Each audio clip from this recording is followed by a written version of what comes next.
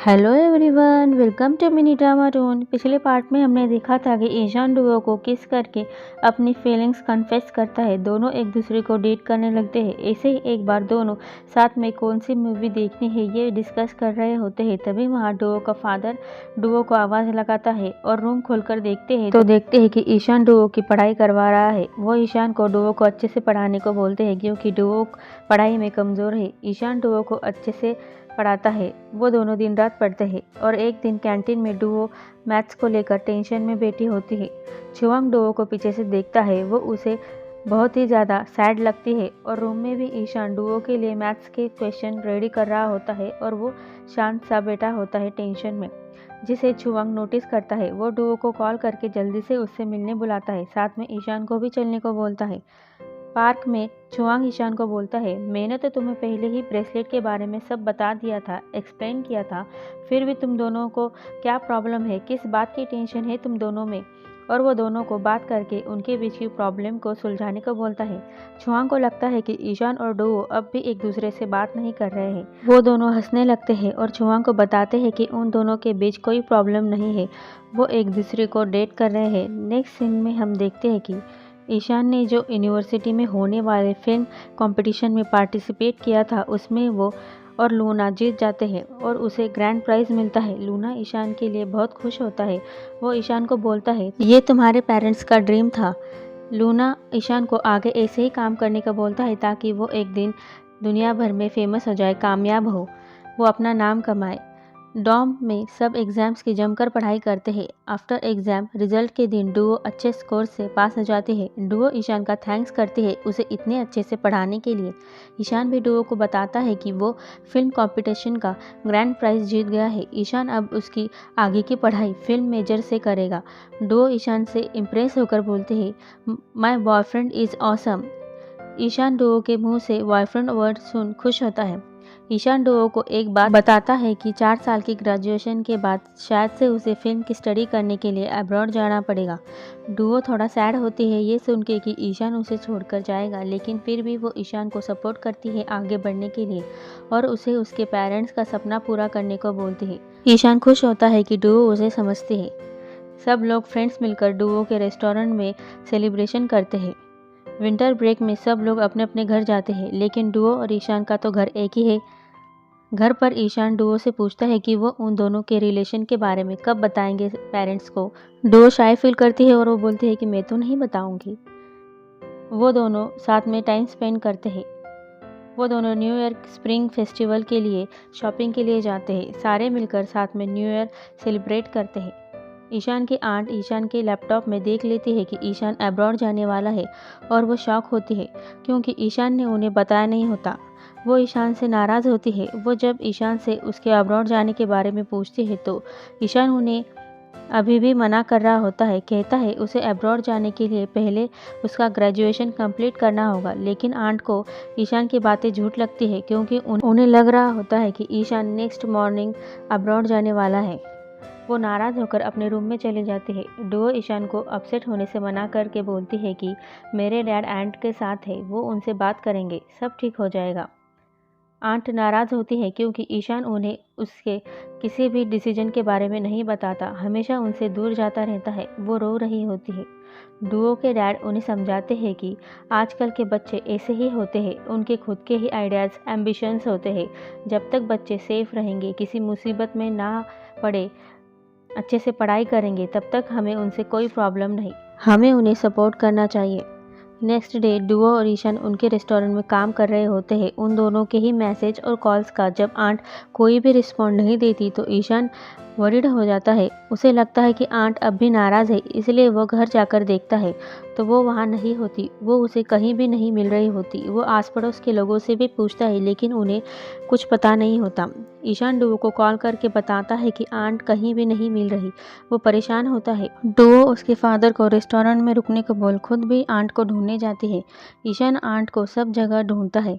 Finally उसे उसके aunt मिल जाती है। अब हम उन दोनों को उनके घर में देखते हैं। आंट ईशान को बोल रही होती है, वो हमेशा ऐसा ही करता है, बिना बताए उन्हें छोड़ के चला जाता है। क्या उसने उस यूनिवर्सिटी में उसके पेरेंट्स की वजह से एडमिशन लिया था या उसके अलावा कोई और भी वजह थी। तो ईशान उन्हें बताता है कि वो उनसे दूर इसलिए जाता था क्योंकि उसने देखा है कि बचपन से उन्होंने खुद की खुशी की परवाह ना किए बगैर उसका ख्याल रखा। वो उन पर बोझ नहीं बनना चाहता था। वो चाहता था कि वो उनकी लाइफ जिए, जो करना चाहती है वो कर सके, लाइफ में आगे बढ़े। इसलिए वो उनसे दूर यहाँ आ गया, लेकिन उसने सब बिगाड़ दिया। ईशान आंट से माफ़ी मांगता है। आंट इमोशनल होकर बोलती है कि ईशान ही उसकी फैमिली है, चाहे वो कहीं भी जाए वो हमेशा उसके साथ रहेंगी, उसे प्रोटेक्ट करेंगी। दोनों गले मिलकर रोते हैं, अपनी मिसअंडरस्टैंडिंग को क्लियर करते हैं। ईशान डुओ को आंट मिल गई ये इन्फॉर्म कर देता है, साथ में ये भी बताता है कि उसने आंट को उन दोनों के रिलेशन के बारे में बता दिया है और वो उन दोनों के लिए खुश है। ईशान डुओ को उसके फादर से बात करने चलने बोलता है। अब हम उन तीनों को साथ में देखते हैं। टेंशन का माहौल बना होता है। जब वो दोनों मिस्टर झाओ से उनके बारे में बात करने जाते हैं तो एंग्री मोड में वो बोलते हैं कि उन्हें पहले से ही पता था कि उन दोनों के बारे में। डुओ उसके फादर से पूछते हैं कि वो उन दोनों के बारे में क्या सोचते हैं, तो वो बोलते हैं अब इतना सब होने के बाद मेरी राय जानकर क्या करोगे। लेकिन ईशान बोलता है नहीं, आपकी बात भी ज़रूरी है। तो मिस्टर झाओ बोलते हैं रियली ऐसा है क्या, तो फिर एक काम करो, तुम दोनों ब्रेकअप कर लो। तो डुओ उन्हें घूर कर देखते हैं। तो झाओ बोलते हैं देखा, मैं यही कह रहा था, जब प्रॉमिस निभा नहीं सकते तो करो भी मत। और ये बोल वो उन दोनों को इग्नोर कर कस्टमर्स को अटेंड करने लगते हैं। डुओ गुस्से में बाहर चली जाती है, लेकिन ईशान वही रुकता है उसके ससुर को मनाने के लिए। ईशान डुओ के फादर के काम में हेल्प करता है, उनकी सेवा करता है, शोल्डर मसाज देता है। वो उन्हें मस्का लगाने की कोशिश कर रहा होता है। मिस्टर झाओ समझ रहे होते हैं उसकी चाल को। बाद में ईशान और डुओ के फादर मिलकर ड्रिंक करते हैं। नशे में डुओ का फादर ईशान को बोलता है डुओ उनकी ओनली चाइल्ड है, उन्हें उसकी फिक्र रहती है। वो ईशान की तारीफ करते हैं कि दिखने में भी और हर तरीके से वो अच्छा है, लेकिन वो ये सोचकर अपसेट होते हैं कि डुओ उन्हें छोड़कर ईशान के साथ रहेगी। तो ईशान उन्हें प्रॉमिस करता है कि वो डुओ का उनसे भी अच्छा ख्याल रखेगा। ये बोल वो वहीं सो जाता है। नेक्स्ट डे ईशान अपने रूममेट्स के लिए खुद से ही हॉटपॉट पार्टी अरेंज करता है, क्योंकि जो ईशान ने पहले कभी भी नहीं की थी। वो सब लोग खुश होते हैं। डुओ और ईशान साथ में टाइम बिताते हैं। डुओ उसके फादर को नेक बेल्ट गिफ्ट करती है, लेकिन ईशान की आंट ने सेम वैसा ही पहले से उन्हें गिफ्ट किया था। मिस्टर झाओ डुओ को बोलते हैं कि वो उनके लिए गिफ्ट खरीदने में पैसे वेस्ट ना करे, पढ़ाई पर ध्यान दे, अपने लिए कुछ अच्छा सा ले ले। शेफ लूजो डुओ से यूनिवर्सिटी में उसके कारण लगी आग के बारे में पूछ रहे होते हैं, बात कर रहे होते हैं। तो डुओ के फादर उन दोनों की बात सुन लेते हैं। वो गुस्सा हो जाते हैं और डुओ से पूछने लगते हैं कि उसने कॉलेज में क्या कारनामा किया है, लेकिन डुओ उनके बात को टालते हुए वहाँ से भाग जाते हैं।